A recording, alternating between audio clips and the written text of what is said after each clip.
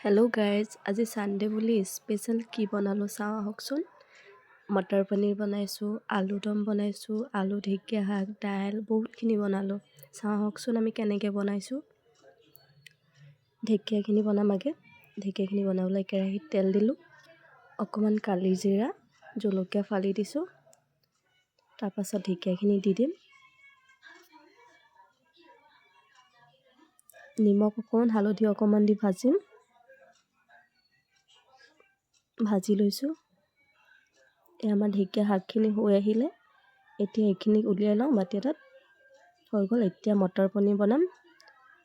Motor paneer বনাবলৈ কেৰাহীত butter অলপ দিছোঁ।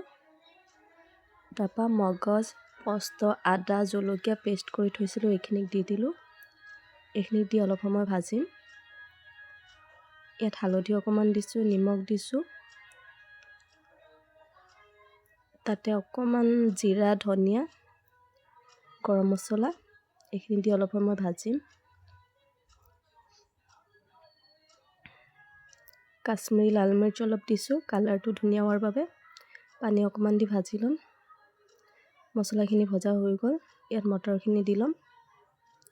মটৰখিনি দি অলপ সময় ভাজিম।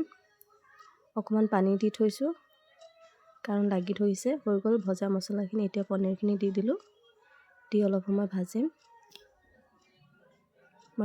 পনীৰখিনি হৈ আহিলে, এই আমাৰ মটৰ পনীৰ বনাই ৰেডি হ'ল। এইখিনি উলিয়াই লওঁ।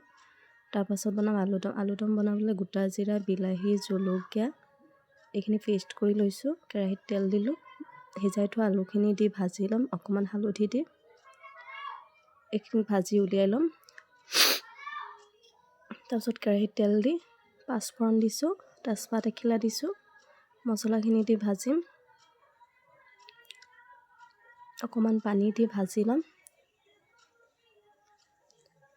ইয়াত পেষ্ট কৰা মগজ, পস্তা অলপ দি লৈছোঁ, দি ভাজি ল'ম। মছলাখিনি ভজা হ'ল, আলুখিনিক দি দিছোঁ। অকণমান পানী দি অলপ সময় উতলিব দিম। আমাৰ চব্জি বনাই ৰেডি হৈ গ'ল। ভিডিঅ'টো চাই কেনেকুৱা পালে লাইক, কমেণ্ট, শ্বেয়াৰ কৰি দিব। Thank U.